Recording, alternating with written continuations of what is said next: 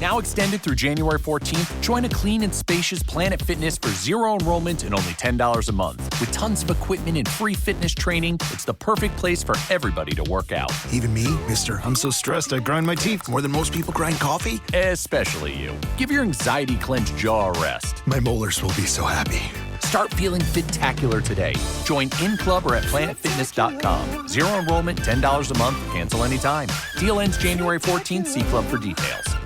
Now extended through January 14th, join a clean and spacious Planet Fitness for zero enrollment and only $10 a month. With tons of equipment and free fitness training, it's the perfect place for everybody to work out. Even me, mister. I'm so stressed I grind my teeth more than most people grind coffee. Especially you. Give your anxiety-clenched jaw a rest. My molars will be so happy. Start feeling fit-tacular today. Join in club or at planetfitness.com. Zero enrollment, $10 a month, cancel anytime. Deal ends January 14th. See club for details. Welcome to Scary Time by Indie Drop-In Network. Each week, we feature an episode from the best independent creators. Subscribe for great scary content. If you would like to help Indie Drop-In support indie creators, you can buy us a coffee. Just go to buymeacoffee.com/indie drop-in or click the link in the show notes below. Today's episode is from Just Sleep, Bedtime Stories for Adults. Just Sleep, Bedtime Stories for Adults is a podcast to help you sleep, listen to books from the public domain, and drift off. If you like today's episode from Just Sleep, Bedtime Stories for Adults, check out the show notes for links to subscribe and follow on social media. Enjoy the show. Begin. Good evening. Welcome to the Just Sleep podcast. I'm Tasha, your host. Every week, I will read you an old story to help you relax, put the stressful day behind you, and drift off to sleep. Tonight, I will be reading another spooky tale, a short story by Edith Wharton called Afterward.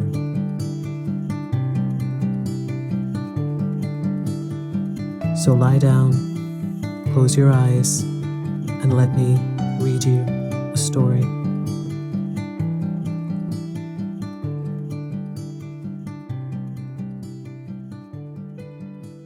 One.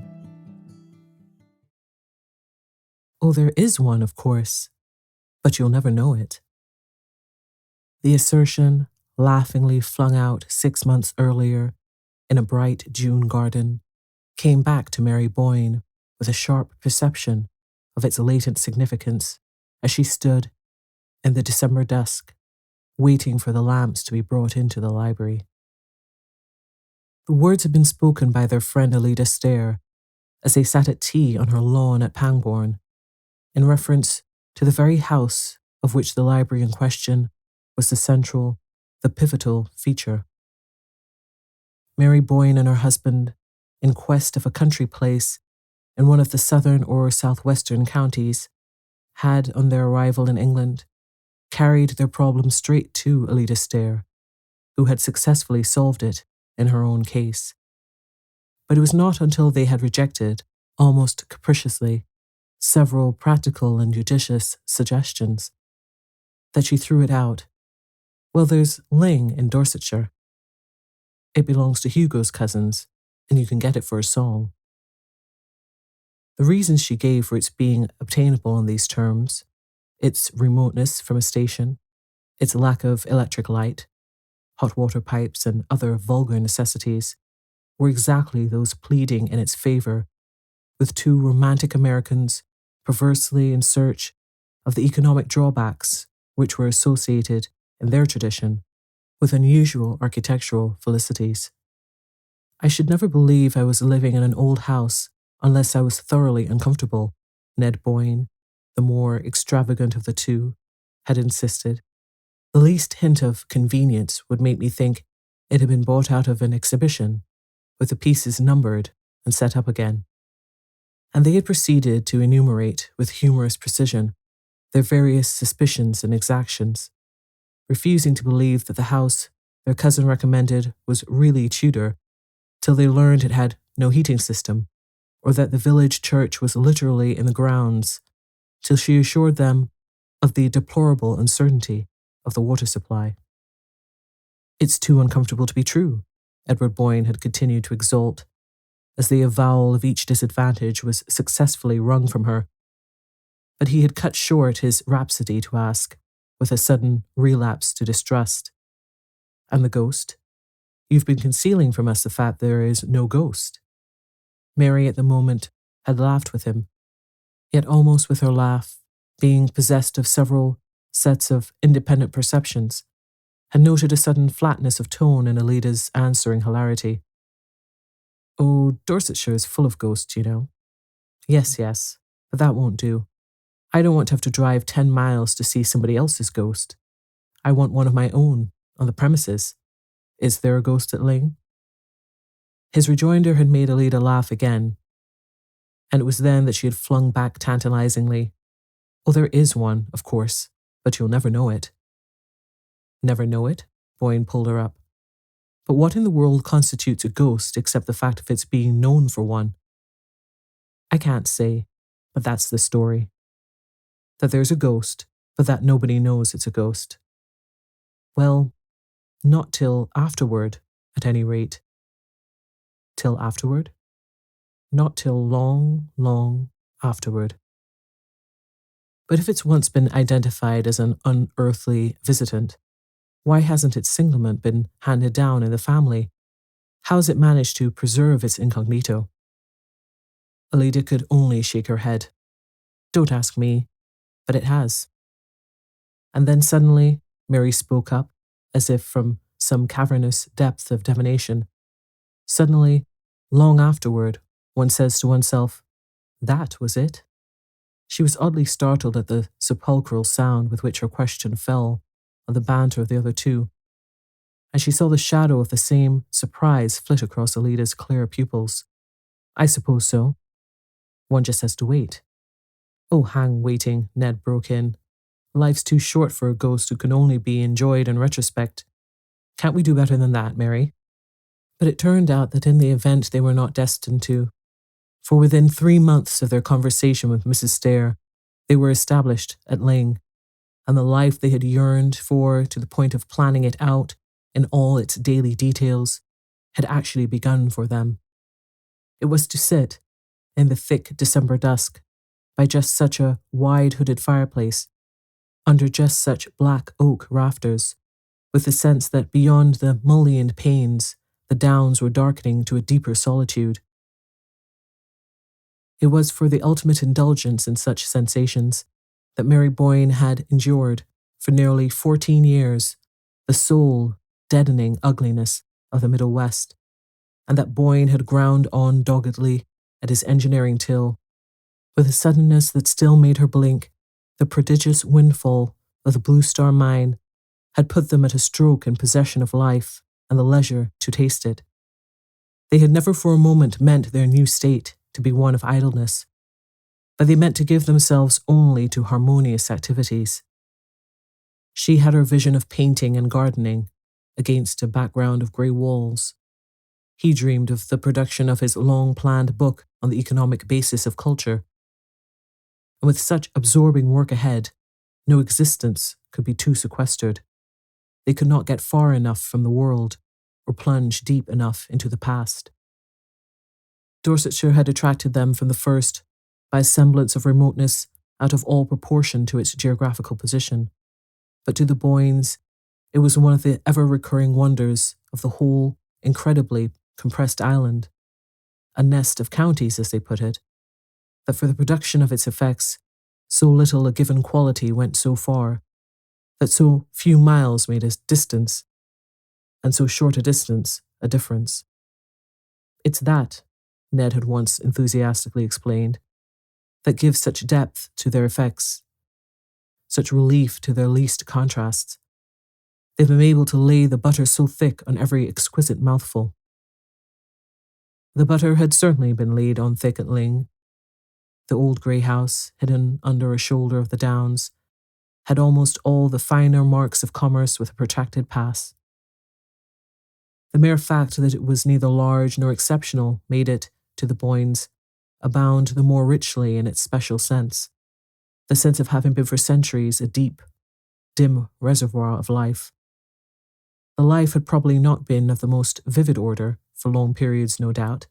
It had fallen as noiselessly into the past as the quiet drizzle of autumn fell, hour after hour, into the green fish pond beyond the yews. But these backwaters of existence sometimes breed, in their sluggish depths, strange acuities of emotion, and Mary Boyne had felt, from the first, the occasional brush of an intenser memory. The feeling had never been stronger than on the December afternoon when, waiting in the library for the belated lamps, she rose from her seat and stood among the shadows of the hearth. Her husband had gone off, after luncheon, for one of his long tramps on the downs. She had noticed of late that he preferred to be unaccompanied on these occasions, and in the tried security of their personal relations, had been driven to conclude that his book was bothering him, and that he needed the afternoons to turn over in solitude the problems left from the morning's work. Certainly the book was not going as smoothly as she had imagined it would, and the lines of perplexity between his eyes had never been there in his engineering days. Then he had often looked tired to the verge of illness, but the native demon of worry had never branded his brow. Yet the few pages he had so far read to her, the introduction and a synopsis of the opening chapter, gave evidences of a firm possession of his subject and a deepening confidence in his powers. The fact threw her into deeper perplexity, since now that he had done with the business and its disturbing contingencies, the one other possible element of anxiety was eliminated. Unless it were his health, then. But physically he had gained since they had come to Dorsetshire, grown robuster, ruddier, and fresher-eyed. It was only within a week that she had felt in him the undefinable change that made her restless in his absence and as tongue-tied in his presence as though it were she who had a secret to keep from him. The thought that there was a secret somewhere between them struck with her a sudden, smart rap of wonder, and she looked about her down the dim, long room. Can it be in the house? She mused. The room itself might have been full of secrets. They seemed to be piling themselves up as evening fell, like the layers and layers of velvet shadow dropping from the low ceiling, the dusky walls of books, the smoke-blurred sculpture of the hooded hearth. Why, of course, the house is haunted, she reflected. The ghost, Alida's imperceptible ghost, after figuring largely in the banter of their first month or two at Lyng, had been gradually discarded as too ineffectual for imaginative use. Mary had indeed, as became the tenant of a haunted house, made the customary inquiries among her few rural neighbours, but beyond a vague, "They do say so, ma'am," the villagers had nothing to impart. The elusive spectre had apparently never had sufficient identity for a legend to crystallize about it, and after a time the Boynes had laughingly set the matter down to their profit and loss account, agreeing that Lyng was one of the few houses good enough in itself to dispense with supernatural enhancements. And I suppose, poor ineffectual demon, that's why it beats its beautiful wings in vain in the void, Mary had laughingly concluded. Or rather, Ned answered in the same strain, why amid so much that's ghostly, it can never affirm its separate existence as the ghost. And thereupon their invisible housemate had finally dropped out of their references, which were numerous enough to make them promptly aware of the loss. Now as she stood on the hearth, the subject of their earlier curiosity revived in her with a new sense of its meaning, a sense gradually acquired through close daily contact with the scene of the lurking mystery. It was the house itself, of course, that possessed the ghost-seeing faculty, that communed visually but secretly with its own past. And if one could get only close enough communion with the house, one might surprise its secret and acquire the ghost sight on one's own account. Perhaps in his long solitary hours in this very room, where she never trespassed till the afternoon, her husband had acquired it already and was silently carrying the dread weight of whatever it had revealed to him. Mary was too well versed in the code of the spectral world not to know that one could not talk about the ghosts one saw. To do so was almost as great a breach of good breeding as to name a lady in a club. But this explanation did not really satisfy her. What, after all, except for the fun of the frisson, she reflected, would he really care for any of their old ghosts? And thence she was thrown back once more on the fundamental dilemma. The fact that one's greater or less susceptibility to spectral influences had no particular bearing on the case, since when one did see a ghost at Lyng, one did not know it.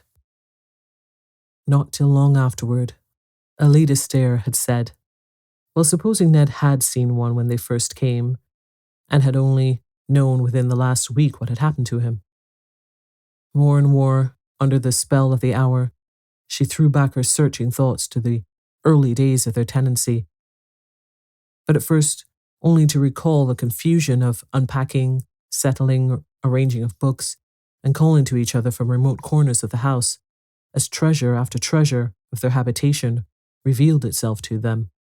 It was in this particular connection that she presently recalled a certain soft afternoon of the previous October, when passing from the first rapturous flurry of exploration to a detailed inspection of the old house, she had pressed, like a novel heroine, a panel that opened at her touch, on a narrow flight of stairs leading to an unsuspected flat ledge of the roof which, from below, seemed to slope away on all sides, too abruptly for any but practiced feet to scale. The view from this hidden coign was enchanting, and she had flown down to snatch Ned from his papers and give him the freedom of her discovery. She remembered still how, standing on the narrow ledge, he had passed his arm about her, while their gaze flew to the long-tossed horizon line of the downs, and then dropped contentedly back to trace the arabesque of yew hedges about the fish pond, and the shadow of the cedar on the lawn. And now the other way, he had said, gently turning her about within his arm, and closely pressed to him. She had absorbed, like some long, satisfying draught, the picture of the grey-walled court, the squat lions on the gates, and the lime avenue reaching up to the high road under the downs. It was just then, while they gazed and held each other, that she had felt his arm relax and heard a sharp hello that made her turn to glance at him. Distinctly, yes, she now recalled she had seen, as she glanced, a shadow of anxiety, of perplexity, rather, fall across his face, and following his eyes had beheld the figure of a man in loose greyish clothes, as it appeared to her, who was sauntering down the lime avenue to the court with the tentative gait of a stranger seeking his way. Her short-sighted eyes had given her but a blurred impression of slightness and greyness, with something foreign, or at least unlocal, in the cut of the figure or its garb.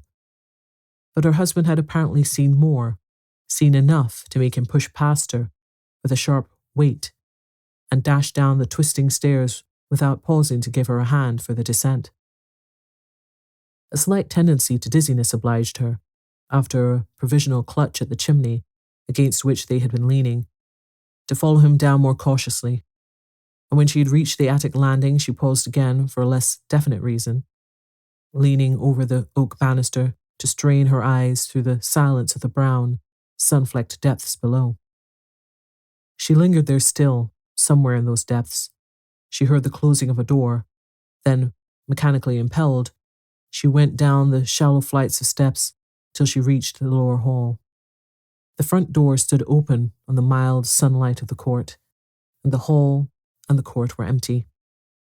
The library door was open too, and after listening in vain for any sound of voices within, she quickly crossed the threshold and found her husband alone, vaguely fingering the papers on his desk. He looked up, as if surprised at her precipitate entrance, and the shadow of anxiety had passed from his face, leaving it even, as she fancied, a little brighter and clearer than usual. What was it? Who was it? She asked. Who? He repeated, with the surprise still all on his side. The man we saw coming toward the house. Boyne shrugged his shoulders. So I thought, but he must have got up steam in the interval. What do you say to our trying a scramble up Meldon Steep before sunset? That was all. At the time the occurrence had been less than nothing, had indeed been immediately obliterated by the magic of their first vision from Meldon Steep, a height which they had dreamed of climbing ever since they had first seen its bare spine heaving itself above the low roof of Lyng. Doubtless it was the mere fact of the other incidents having occurred on the very day of their ascent to Meldon that had kept it stored away in the unconscious fold of association from which it now emerged, for in itself it had no mark of the portentous. At that moment, there could have been nothing more natural than that Ned should dash himself from the roof in the pursuit of dilatory tradesmen. It was a period when they were always on the watch for one or the other of the specialists employed about the place, always lying in wait for them and dashing out at them with questions, reproaches, or reminders. And certainly in the distance the grey figure had looked like Peter's. Yet now, as she reviewed the rapid scene, she felt her husband's explanation of it to have been invalidated by the look of anxiety on his face. Why had the familiar appearance of Peter's made him anxious? Why, above all, if it was of such prime necessity to confer with that authority on the subject of the stable drains, had the failure to find him produced such a look of relief? Mary could not say that any one of these considerations had occurred to her at the time. Yet from the promptness with which they now marshalled themselves at her summons, she had a sudden sense that they must all along have been there, waiting their hour. 2. Weary from her thoughts, she moved toward the window. The library was now completely dark, and she was surprised to see how much faint light the outer world still held. As she peered out into it across the court, a figure shaped itself in the tapering perspective of bare lines. It looked a mere blot of deeper grey in the greyness, and for an instant, as it moved toward her heart thumped to the thought, it's the ghost.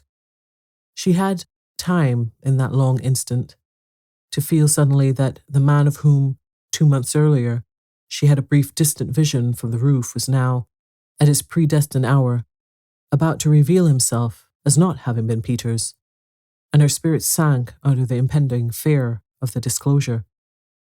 But almost with the next tick of the clock, the ambiguous figure, gaining substance and character, showed itself even to her weak sight as her husband's, and she turned away to meet him as he entered, with a confession of her folly. It's really too absurd, she laughed out from the threshold. But I never can remember. Remember what? Boyne questioned as they drew closer. That when one sees the Lyng ghost, one never knows it. Her hand was on his sleeve, and he kept it there, but with no response in his gesture or in the lines of his tired, preoccupied face. Did you think you'd seen it? He asked, after an appreciable interval. Why, I actually took you for it, my dear, in my mad determination to spot it. Me, just now. His arm dropped away, and he turned from her with a faint echo of her laugh. Really, dearest, you better give it up if that's the best you can do. Yes, I give it up. Have you? She asked, turning round on him abruptly. The parlour maid had entered with letters and a lamp, and the light struck into Boyne's face as he bent above the tray she presented. Have you? Mary perversely insisted when the servant had disappeared on her errand of illumination. Have I what? He rejoined absently, the light bringing out the sharp stamp of worry between his brows as he turned over the letters. I never tried, he said, tearing open the wrapper of a newspaper. Well, of course, Mary persisted. The exasperating thing is that there's no use trying, since one can't be sure till so long afterward. He was unfolding the paper as if he had hardly heard her. But after a pause, during which the sheets rustled spasmodically between his hands, he lifted his head to say abruptly, Have you any idea how long? Mary had sunk into a low chair beside the fireplace. From her seat, she looked up, startled, at her husband's profile, which was darkly projected against the circle of lamplight. No, none. Have you? She retorted, repeating her former phrase with an added keenness of intention. Boyne crumpled the paper into a bunch, and then inconsequently turned back with it toward the lamp. Lord, no. I only meant, he explained, with a faint tinge of impatience. Is there any legend, any tradition as to that? Not that I know of, she answered, but the impulse to add, what makes you ask, was checked by the reappearance of the parlour-maid with tea and a second lamp. With the dispersal of shadows and the repetition of the daily domestic office, Mary Boyne felt herself less oppressed by that sense of something mutely imminent which had darkened her solitary afternoon. For a few moments she gave herself silently to the details of her task, and when she looked up from it, she was struck to the point of bewilderment by the change in her husband's face. He had seated himself near the further lamp, and was absorbed in the perusal of his letters. But was it something he had found in them, or merely the shifting of her own point of view, that had restored his features to their normal aspect? The longer she looked, the more definitely the change affirmed itself. The lines of painful tension had vanished, and such traces of fatigue as lingered were of the kind easily attributable to steady mental effort. He glanced up, as if drawn by her gaze, and met her eyes with a smile. I'm dying for my tea, you know. And here's a letter for you, he said. She took the letter he held out in exchange for the cup she proffered him, and returning to her seat, broke the seal with the languid gesture of the reader whose interests are all enclosed in the circle of one cherished presence. Her next conscious motion was that of starting to her feet, the letter falling to them as she rose, while she held out to her husband a long newspaper clipping. Ned, what's this? What does it mean? He had risen at the same instant, almost as if hearing her cry before she uttered it, and for a perceptible space of time he and she studied each other, like adversaries watching for an advantage, across the space between her chair and his desk. What's what? You fairly made me jump, Boyne said at length, moving toward her with a sudden half-exasperated laugh. The shadow of apprehension was on his face again, not now a look of fixed foreboding, but a shifting vigilance of lips and eyes that gave her the sense of his feeling himself invisibly surrounded. Her hand shook so that she could hardly give him the clipping. This article from the Waukesha Sentinel, that a man named Elwell has brought suit against you, that there was something wrong about the Blue Star Mine. I can't understand more than half. They continued to face each other as she spoke, and to her astonishment she saw that her words had the almost immediate effect of dissipating the strained watchfulness of his look. Oh, that. He glanced down the printed slip, and then folded it with the gesture of one who handles something harmless and familiar. What's the matter with you this afternoon, Mary? I thought you'd got bad news. She stood before him with her undefinable terror subsiding slowly, under the reassuring touch of his composure. You knew about this then. It's all right? Certainly I knew about it, and it's all right. But what is it? I don't understand. What does this man accuse you of? Oh, pretty nearly every crime in the calendar. Boyne had tossed the clipping down and thrown himself comfortably into an armchair near the fire. Do you want to hear the story? It's not particularly interesting. Just a squabble over interest in the Blue Star. But who is this Elwell? I don't know the name. Oh, he's a fellow I put into it. Gave him a hand up. I told you all about him at the time. I dare say, I must have forgotten. Vainly she strained back among her memories. But if you helped him, why does he make this return? Oh, probably some shyster lawyer got hold of him and talked him over. It's all rather technical and complicated. I thought that kind of thing bored you. His wife felt a sting of compunction. Theoretically, she deprecated the American wife's detachment from her husband's professional interests, but in practice, she had always found it difficult to fix her attention on Boyne's report of the transactions in which his varied interests involved him. Besides, she had felt from the first that, in a community where the amenities of life could be obtained only at the cost of efforts as arduous as her husband's professional labours, such brief leisure as they could command should be used as an escape from immediate preoccupations, a flight to the life they always dreamed of living.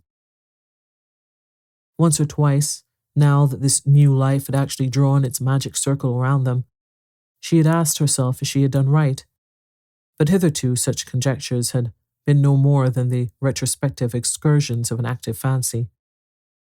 Now, for the first time, it startled her a little to find out how little she knew of the material foundation on which her happiness was built. She glanced again at her husband and was reassured by the composure of his face.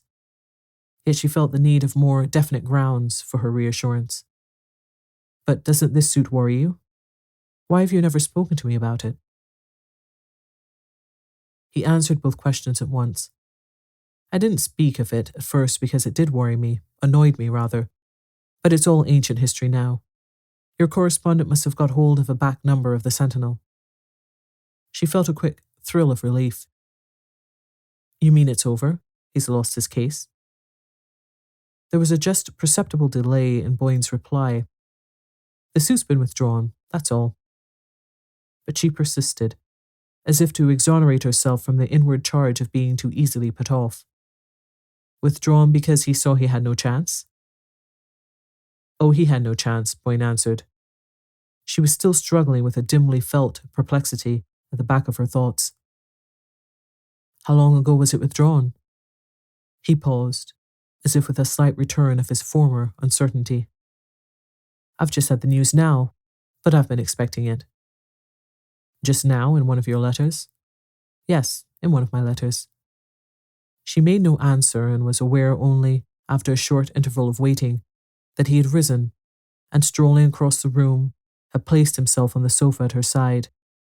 She felt him, as he did so, pass an arm about her. She felt his hand seek hers and clasp it, and turning slowly, drawn by the warmth of his cheek, she met the smiling clearness of his eyes. It's all right, she questioned, through the flood of her dissolving doubts. "And I give you my word, it never was righter," he laughed back at her, holding her close. 3. One of the strangest things she was afterward to recall out of all the next day's incredible strangeness was the sudden and complete recovery of her sense of security. It was in the air when she woke in her low-ceilinged, dusky room. It accompanied her downstairs to the breakfast table, flashed out at her from the fire, and reduplicated itself brightly from the flanks of the urn and the sturdy flutings of the Georgian teapot. It was as if, in some roundabout way, all her diffused apprehensions of the previous day, with their moment of sharp concentration about the newspaper article, as if this dim questioning of the future and startled return upon the past had between them liquidated the arrears of some haunting moral obligation. If she had indeed been careless of her husband's affairs, it was, her new state seemed to prove, because her faith in him instinctively justified such carelessness, and his right to her faith had overwhelmingly affirmed itself in the very face of menace and suspicion. She had never seen him more untroubled, more naturally and consciously in possession of himself, than after the cross-examination to which she had subjected him. It was almost as if he had been aware of her lurking doubts and had wanted the air cleared as much as she did. It was clear, thank heaven, as the bright outer light that surprised her, almost with a touch of summer, when she issued from the house for her daily round of the gardens. She had left Boyne at his desk, indulging herself, as she passed the library door, by a last peep at his quiet face, where he bent, pipe in his mouth above his papers, and now she had her own morning's task to perform. The task involved on such charmed winter days almost as much delighted loitering about the different quarters of her domain, as if spring were already at work on shrubs and borders.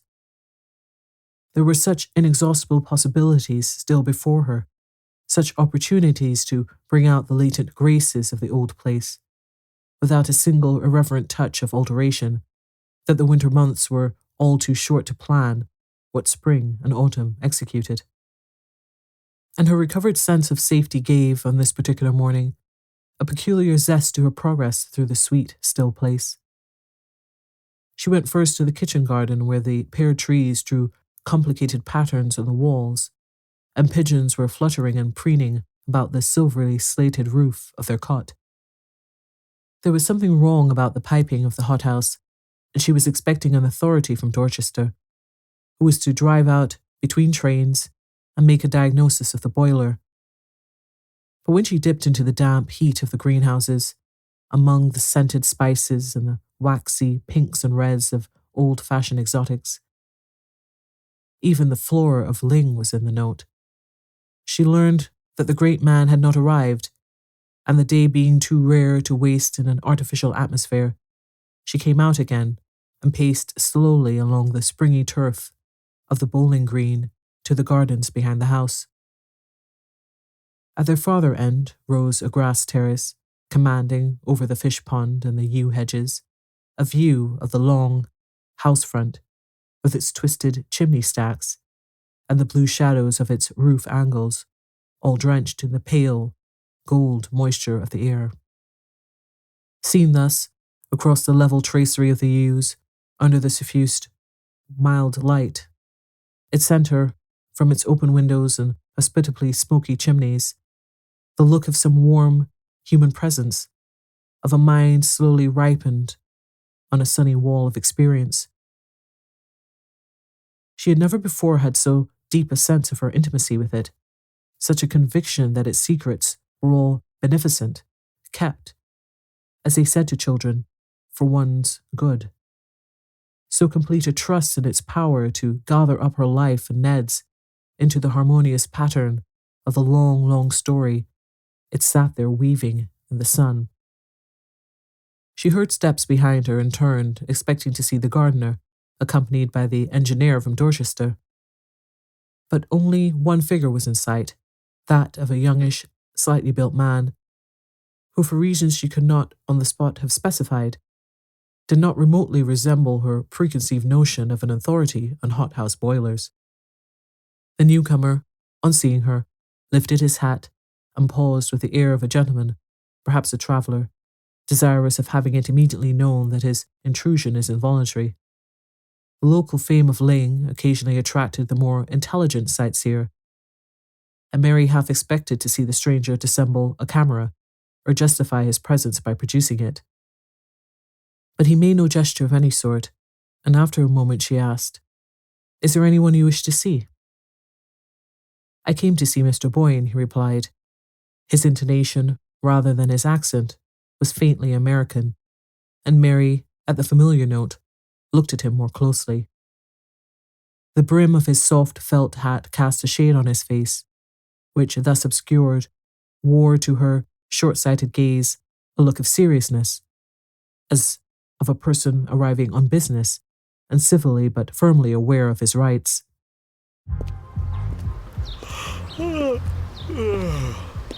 The only thing better than grinding all night for your side hustle is your roommate picking you up with Mickey D's breakfast. The perfect pickup deal.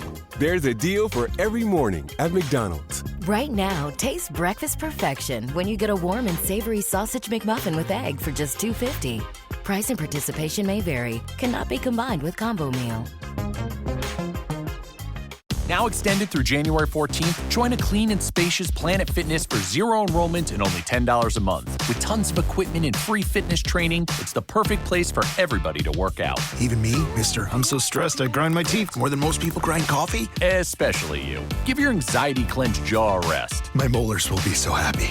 Start feeling fit-tacular today. Join in club or at planetfitness.com. Zero enrollment, $10 a month, cancel anytime. Deal ends January 14th. See club for details.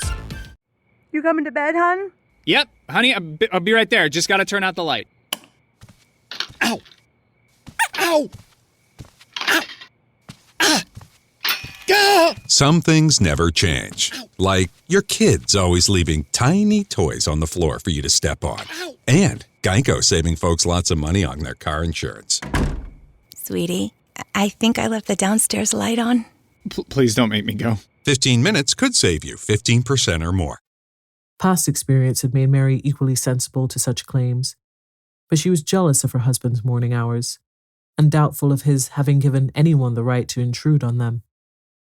"Have you an appointment with Mr. Boyne?" she asked. He hesitated, as if unprepared for the question. "Not exactly an appointment," he replied. "Then I'm afraid, this being his working time, that he can't receive you now. Will you give me a message or come back later?" The visitor, again lifting his hat, briefly replied that he would come back later, and walked away, as if to regain the front of the house. As his figure receded down the walk between the yew hedges, Mary saw him pause and look up at an instant at the peaceful house front, bathed in faint winter sunshine, and it struck her, with a tardy touch of compunction, that it would have been more humane to ask if he had come from a distance, and to offer in that case to inquire if her husband could receive him. But as the thought occurred to her, he passed out of sight behind a yew, and at the same moment her attention was distracted by the approach of the gardener, attended by the bearded, pepper and salt figure of the boilermaker from Dorsetshire. The encounter with this authority led to such far-reaching issues that they resulted in his finding it expedient to ignore his train and beguiled Mary into spending the remainder of the morning in absorbed confabulation among the greenhouses. She was startled to find, when the colloquy ended, that it was nearly luncheon time, and she half expected, as she hurried back to the house, to see her husband coming out to meet her. But she found no one in the court but an under-gardener raking the gravel, and the hall, when she entered it, was so silent that she guessed Boyne to be still at work behind the closed door of the library.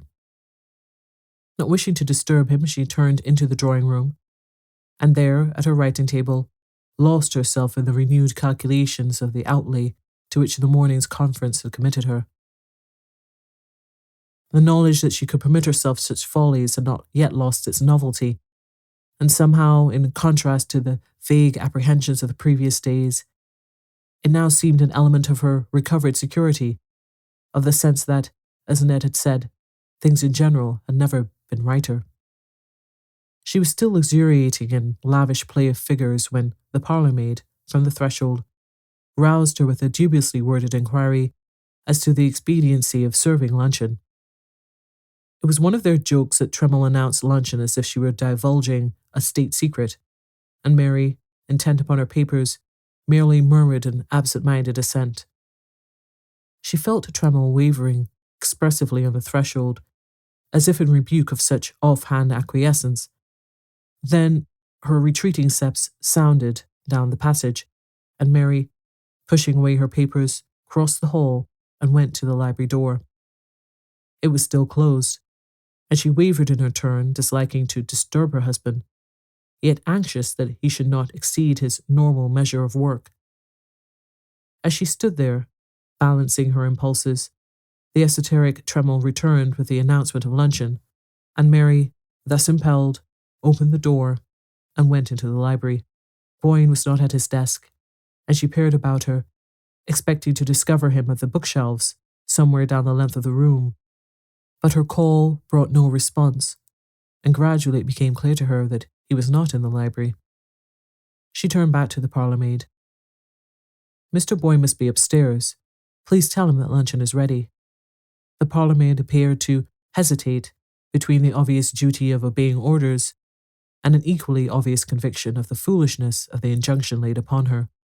The struggle resulted in her saying doubtfully, "If you please, madame, Mr. Boyne's not upstairs." "Not in his room, are you sure?" "I'm sure, madame." Mary consulted the clock. "Where is he, then?" "He's gone out," Tremble announced, with the superior air of one who was respectfully waited for the question that a well-ordered mind would have first propounded. Mary's previous conjecture had been right, then.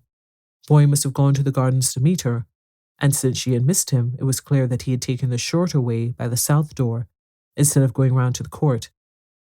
She crossed the hall to the glass portal opening directly on the yew garden, but the parlour-maid, after another moment of inner conflict, decided to bring out recklessly, "Please, madame, Mr. Boyne didn't go that way."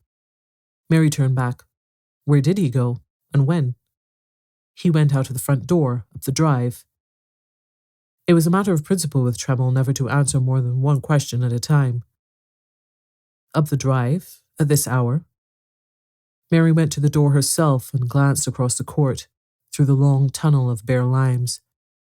But its perspective was as empty as when she had scanned it on entering the house. "Did Mr. Boyne leave no message?" she asked. Tremel seemed to surround herself to a last struggle with the forces of chaos. "No, madame. He just went out with the gentleman." "The gentleman? What gentleman?" Mary wheeled about, as if to front this new factor. "The gentleman who called, madame," said Tremel, resigningly. "When did a gentleman call? Do explain yourself, Tremel." Only the fact that Mary was very hungry, and that she wanted to consult her husband about the greenhouses, would have caused her to lay so unusual an injunction on her attendant. And even now she was detached enough to note in Tremel's eye the dawning defiance of the respectful subordinate who has been pressed too hard. "I couldn't exactly say the hour, madame, because I didn't let the gentleman in," she replied, with the air of magnanimously ignoring the irregularity of her mistress's course. "You didn't let him in?" "No, madame. When the bell rang, I was dressing, and Agnes—" "Go and ask Agnes, then," Mary interjected. "Agnes would not know, madame, for she had unfortunately burnt her hand in trying the wick of the new lamp from town." Tremel, as Mary was aware, had always been opposed to the new lamp, and so Mrs. Dockett sent the kitchen maid instead. Mary looked again at the clock. "It's after 2. Go and ask the kitchen maid if Mr. Boyne left any word." She went into luncheon without waiting, and Tremel presently brought her the kitchen maid's statement that the gentleman had called about 1 o'clock, that Mr. Boyne had gone out with him without leaving any message. The kitchen maid did not even know the caller's name, for he had written it on a slip of paper, which he had folded and handed to her, with the injunction to deliver it at once to Mr. Boyne. Mary finished her luncheon still wondering, and when it was over, and Tremel had brought the coffee to the drawing room, her wonder had deepened to a first faint tinge of disquietude. It was unlike Boyne to absent himself without explanation at so unwonted an hour, and the difficulty of identifying the visitor, whose summons he had apparently obeyed, made his disappearance the more unaccountable. Mary's experience as a wife of a busy engineer, subject to sudden calls and compelled to keep irregular hours, had trained her to the philosophic acceptance of surprises. But since Boyne's withdrawal from business, he had adopted a Benedictine regularity of life. As if to make up for the dispersed and agitated years with their stand-up lunches and dinners rattled down to the joltings of the dining car, he cultivated the last refinements of punctuality and monotony, discouraging his wife's fancy for the unexpected, and declaring that to a delicate taste there were infinite gradations of pleasure in the fixed recurrences of habit. Still, since no life can completely defend itself from the unforeseen, it was evident that all Boyne's precautions would sooner or later prove unavailable, and Mary concluded that he had cut short a tiresome visit by walking with his caller to the station, or at least accompanying him for part of the way. This conclusion relieved her from further preoccupation, and she went out herself to take up her conference with the gardener. Thence she walked to the village post office a mile or so away, and when she turned toward home, the early twilight was setting in. She had taken a footpath across the downs, and as Boyne, meanwhile, had probably returned from the station by the high road, there was little likelihood of their meeting on the way. She felt sure, however, of his having reached the house before her, so sure that, when she entered it herself, without even pausing to inquire of Tremel, she made directly for the library.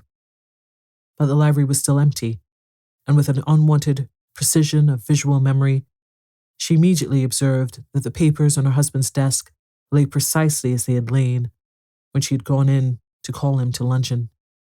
Then she was seized by a vague dread of the unknown. She had closed the door behind her on entering, and as she stood alone in the long, silent, shadowy room, her dread seemed to take shape and sound, to be there audibly, breathing and lurking among the shadows. Her short-sighted eyes strained through them, half discerning an actual presence, something aloof that watched and knew. And in the recoil from that intangible propinquity, she threw herself suddenly on the bell rope and gave it a desperate pull. The long, quavering summons brought Trimmel in precipitately with a lamp, and Mary breathed again at this sobering reappearance of the usual. "You may bring tea if Mr. Boyne is in," she said, to justify her ring. "Very well, madame, but Mr. Boyne is not in," said Trimmel, putting down the lamp. "Not in? You mean he's come back and gone out again?" "No, madame. He's never been back." The dread stirred again, and Mary knew that now it had her fast. "Not since he went out with the gentleman?" "Not since he went out with the gentleman." "But who was the gentleman?" Mary gasped out, with the sharp note of someone trying to be heard through a confusion of meaningless noises. "That I couldn't say, madame." Trimmel, standing there by the lamp, seemed suddenly to grow less round and rosy, as though eclipsed by the same creeping shade of apprehension. "But the kitchen maid knows. Wasn't it the kitchen maid who let him in?" "She doesn't know either, madame, for he wrote his name on a folded paper." Mary, through her agitation, was aware that they were both designating the unknown visitor by a vague pronoun instead of the conventional formula, which until then had kept their allusions within the bounds of custom. And at the same moment, her mind caught at the suggestion of the folded paper. "But he must have a name. Where's the paper?" She moved to the desk and began to turn over the scattered documents that littered it. The first that caught her eye was an unfinished letter in her husband's hand, with his pen laying across it, as though dropped there at a sudden summons. "My dear Parvis." Who was Parvis? "I've just received your letter announcing Elwell's death, and while I suppose there's now no further risk of trouble, it might be safer." She tossed the sheet aside and continued her search, but no folded paper was discoverable among the letters and pages of manuscript which had been swept together in a promiscuous heap, as if by a hurried or startled gesture. But the kitchen maid saw him. "Send her here," she commanded, wondering at her dullness in not thinking sooner of so simple a solution. Trimmel, at the behest, vanished in a flash, as if thankful to be out of the room, and when she reappeared, conducting the agitated underling, Mary had regained her self-possession and had her questions pat. The gentleman was a stranger, yes, that she understood, but what had he said? And above all, what had he looked like? The first question was easily enough answered, for the disconcerting reason that he had said so little, had merely asked for Mr. Boyne, and, scribbling something on a bit of paper, had requested that it should at once be carried into him. "Then you don't know what he wrote? You're not sure it was his name?" The kitchen maid was not sure, but supposed it was, since he had written it in answer to her inquiry as to whom she should announce. "And when you carried the paper into Mr. Boyne, what did he say?" The kitchen maid did not think that Mr. Boyne had said anything, but she could not be sure, for just as she had handed him the paper and he was opening it, she had become aware that the visitor had followed her into the library, and she had slipped out, leaving the two gentlemen together. "But then, if you left them in the library, how do you know that they went out of the house?" This question plunged the witness into momentary inarticulateness, from which she was rescued by Trimmel, who elicited the statement that before she could cross the hall to the back passage, she had heard the gentleman behind her and had seen them go out of the front door together. "Then, if you saw the gentleman twice, you must be able to tell me what he looked like." But with this final challenge to her powers of expression, it became clear that the limit of the kitchen maid's endurance had been reached. The obligation of going to the front door to show in a visitor was in itself so subversive of the fundamental order of things that it had thrown her faculties into hopeless disarray, and could only stammer out, after various panting efforts of evocation, "His hat, ma'am, was different-like, as you might say." Different? How different? Mary flashed out at her, her own mind in the same instant, leaping back to an image left on it that morning, but temporarily lost under layers of subsequent impressions. "His hat had a wide brim, you mean? And his face was pale, a youngish face?" Mary pressed her, with a white-lipped intensity of interrogation.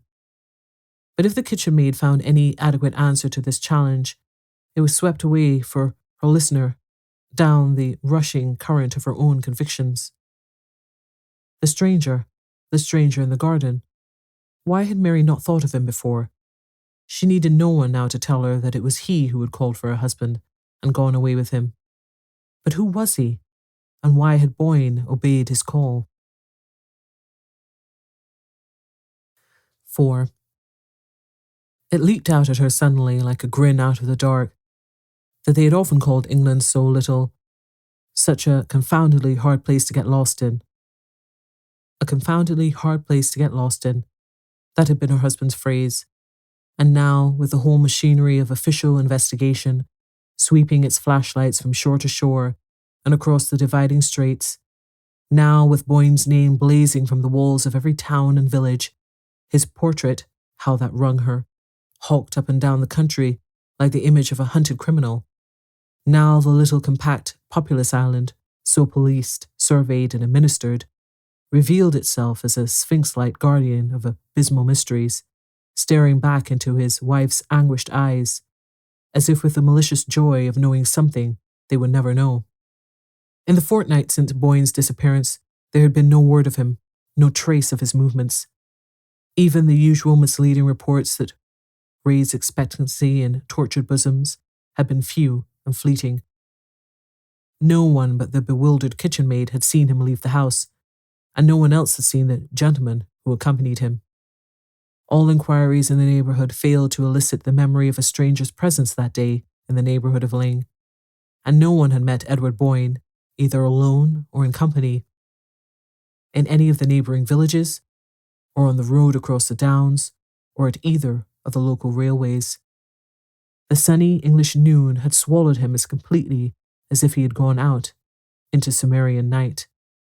Mary, while every external means of investigation was working at its highest pressure, had ransacked her husband's papers for any trace of antecedent complications, of entanglements or obligations unknown to her that might throw a faint ray into the darkness.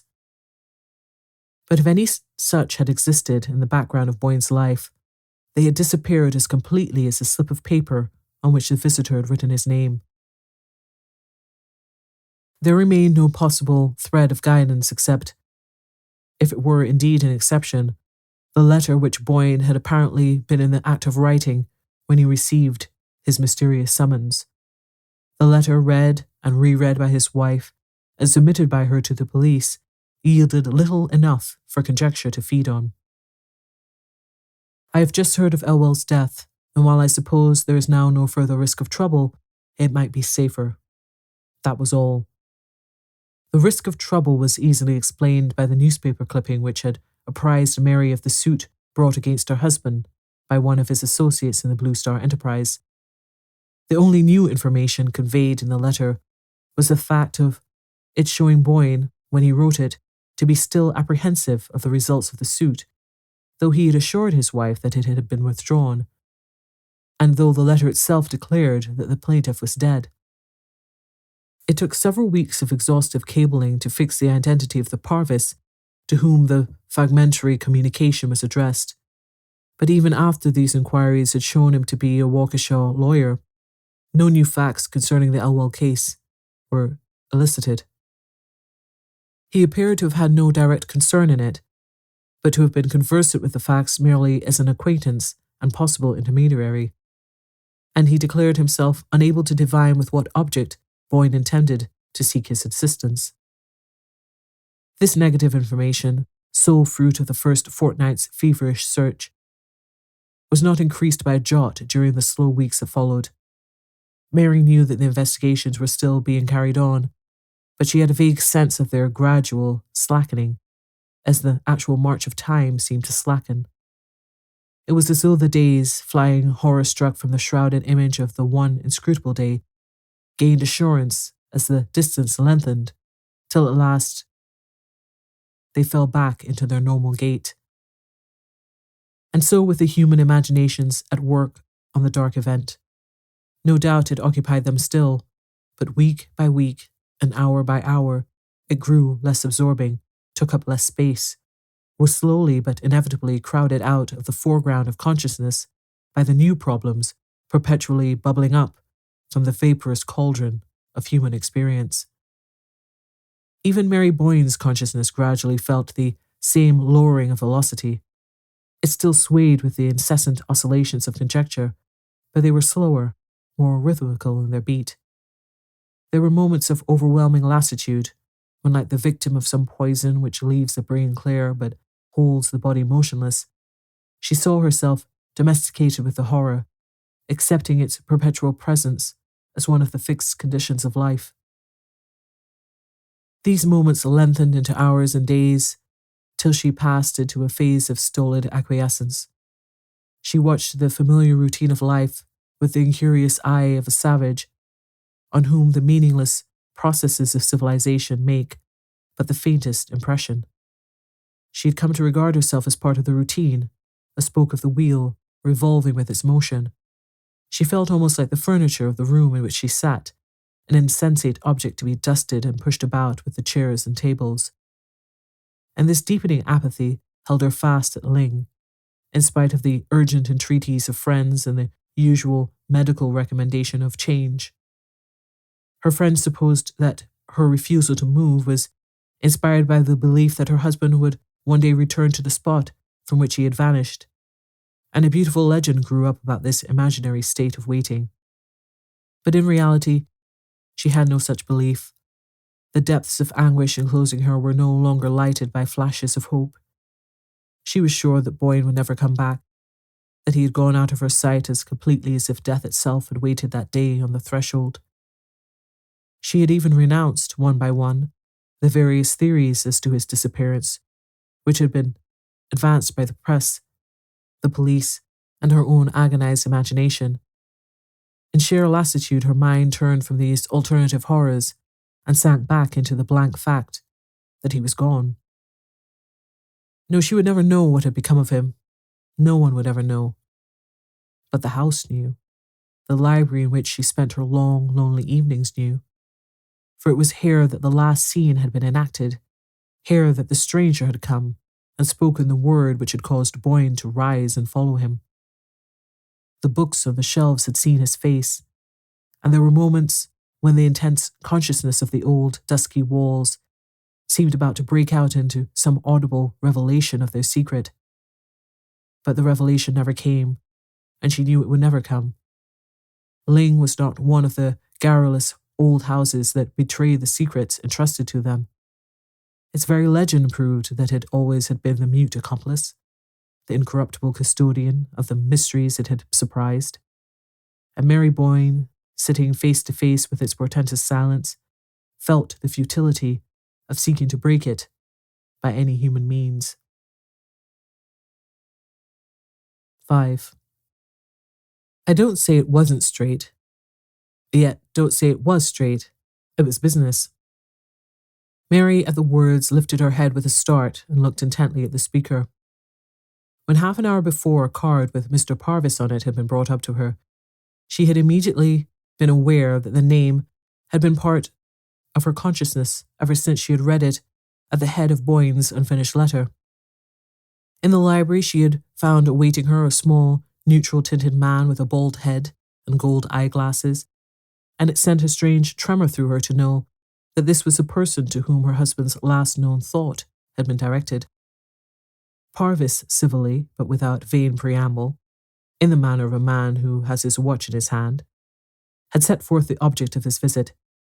He had run over to England on business, and finding himself in the neighbourhood of Dorsetshire, had not wished to leave it without paying his respects to Mrs. Boyne, without asking her, if the occasion offered, what she meant to do about Bob Elwell's family. The words touched the spring of some obscure dread in Mary's bosom. Did her visitor, after all, know what Boyne had meant by his unfinished phrase? She asked for an elucidation of his question, and noticed at once that he seemed surprised at her continued ignorance of the subject. Was it possible that she really knew as little as she said? "I know nothing, you must tell me," she faltered out, and her visitor thereupon proceeded to unfold his story. It threw, even to her confused perceptions and imperfectly initiated vision, a lurid glare on the whole hazy episode of the Blue Star Mine.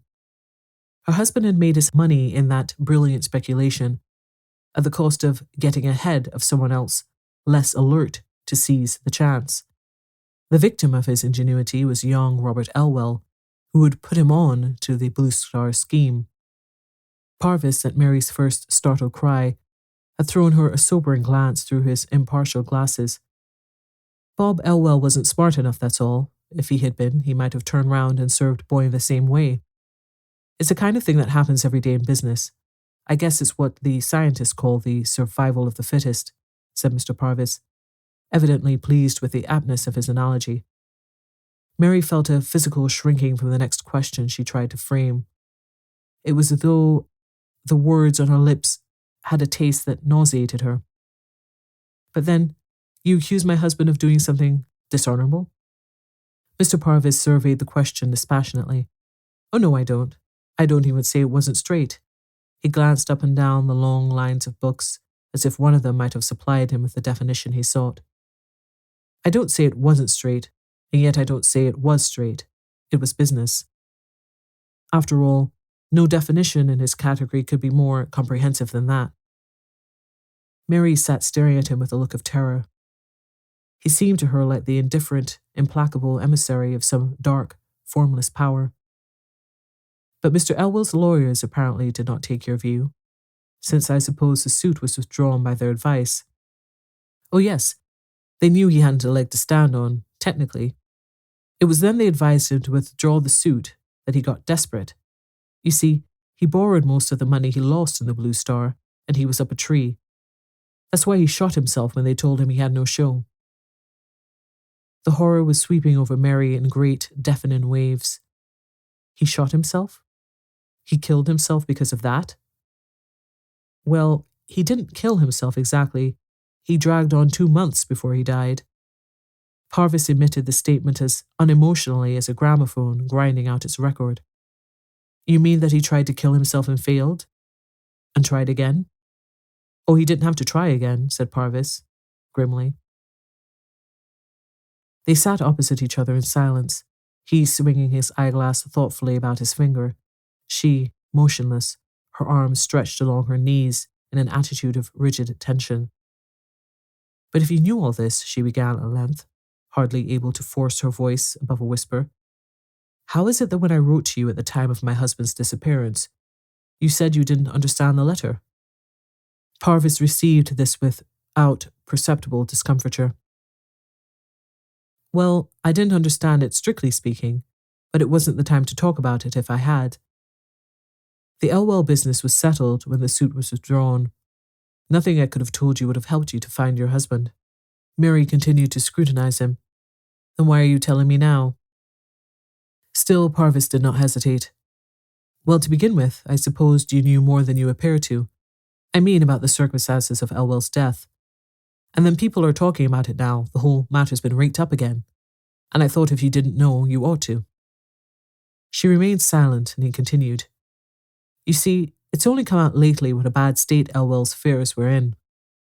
His wife's a proud woman, and she fought on as long as she could, going out to work and taking sewing at home, when she got too sick, something with the heart, I believe.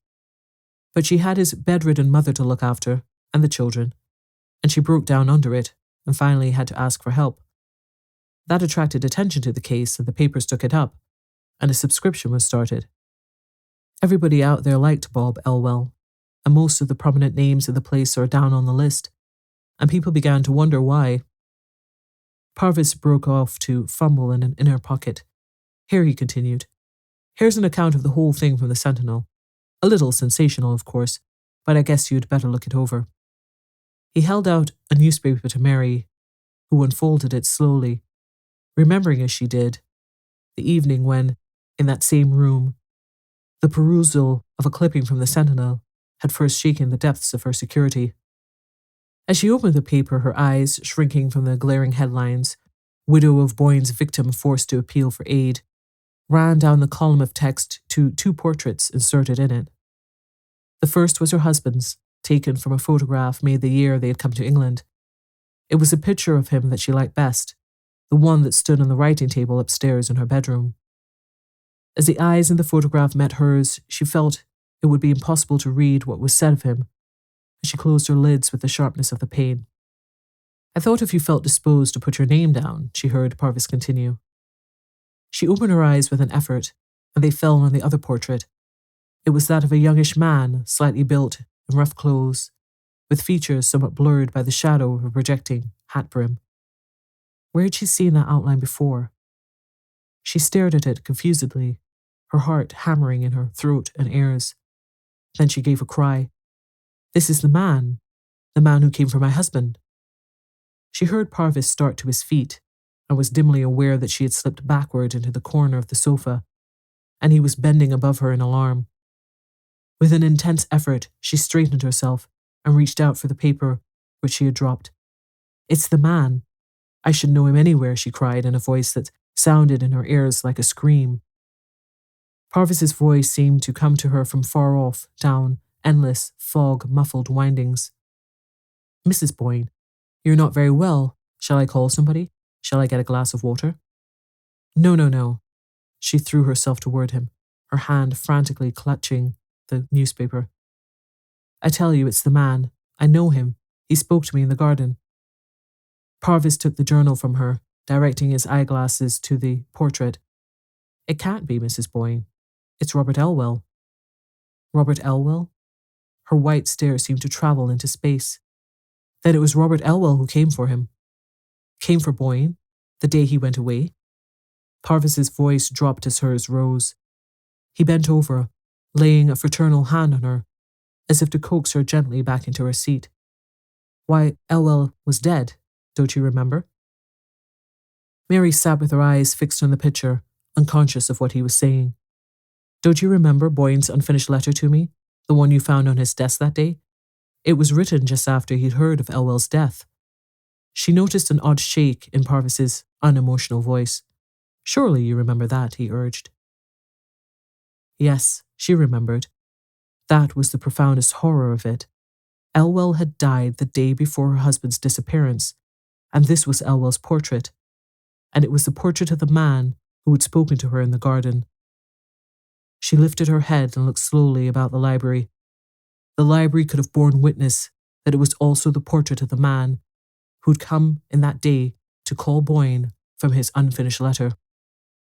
Through the misty surgings of her brain, she heard the faint boom of half-forgotten words spoken by Alida Stair on the lawn at Pangbourne before Boyne and his wife had ever seen the house at Lyng or had imagined they might one day live there. "This was the man who spoke to me," she repeated. She looked again at Parvis. He was trying to conceal his disturbance under what he imagined to be an expression of indulgent commiseration, but the edges of his lips were blue. "He thinks me mad, but I'm not mad," she reflected, and suddenly there flashed upon her a way of justifying her strange affirmation. She sat quiet, controlling the quiver of her lips, and waiting till she could trust her voice to keep its habitual level. Then she said, looking straight at Parvis, "Will you answer me one question, please? When was it that Robert Elwell tried to kill himself?" "When?" Parvis stammered. "Yes, the date. Please try to remember." She saw that he was growing still more afraid of her. "I have a reason," she insisted gently. Yes, only I can't remember. About 2 months before, I should say." "I want the date," she repeated. Parvis picked up the newspaper. "We might see here," he said, still humouring her. He ran his eyes down the page. "Here it is. Last October the—" She caught the words from him. "The 20th, wasn't it?" With a sharp look at her, he verified. "Yes, the 20th. Then you did know. I know now. Her white stare continued to travel past him. Sunday the 20th. That was the day he came first. Parvis's voice was almost inaudible. Came here first? Yes. You saw him twice then? Yes, twice. She breathed it at him with dilated eyes. He came here first on the 20th of October. I remember the date because it was the day we went up Meldon Steep for the first time. She felt a faint gasp of inward laughter at the thought that, but for that, she might have forgotten. Parvis continued to scrutinize her as if trying to intercept her gaze. We saw him from the roof, she went on. He came down the lime avenue toward the house. He was dressed just as he is in that picture. My husband saw him first. He was frightened and ran down ahead of me, but there was no one there. He had vanished. Elwell had vanished, Parvis faltered. Yes. The two whispers seemed to grope for each other. I couldn't think what had happened. I see now. He tried to come then, but he wasn't dead enough. He couldn't reach us. He had to wait for 2 months, and then he came back again. And Ned went with him. She nodded at Parvis with the look of triumph of a child who has successfully worked out a difficult puzzle. But suddenly, she lifted her hands with a desperate gesture, pressing them to her bursting temples. Oh my God, I sent him to Ned. I told him where to go. I sent him to this room, she screamed out. She felt the walls of the room rush toward her like inward falling ruins, and she heard Parvis, a long way off, as if through the ruins, crying to her and struggling to get at her. But she was numb to his touch. She did not know what he was saying. Through the tumult she heard but one clear note, the voice of Alida Stair, speaking on the lawn at Pangbourne. You won't know till afterward, it said. You won't know till long, long afterward.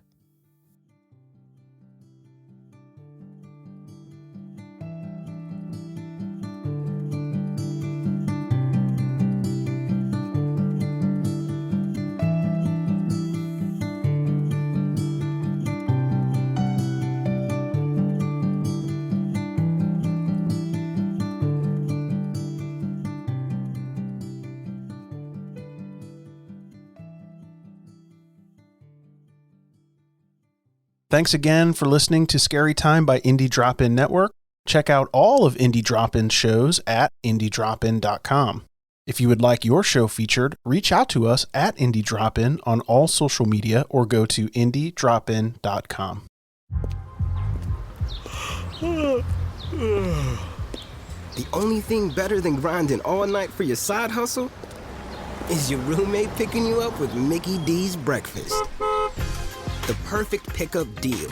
There's a deal for every morning at McDonald's. Right now, taste breakfast perfection when you get a warm and savory sausage McMuffin with egg for just $2.50. Price and participation may vary. Cannot be combined with combo meal. Noom Weight uses psychology to help people everywhere learn about their eating habits. Eating is my love language? Yep, sure is. I say yes to seconds out of guilt. It's hard to say no to Aunt Jenny's banana pudding. Wait, I do what? Oh, fog eating happens to everybody. What the We know. It can be a lot to take in, but with the help of Noom Weight, you'll learn the psychology behind your eating habits, how to change them, and get closer to reaching your weight loss goals. Sign up at Noom.com.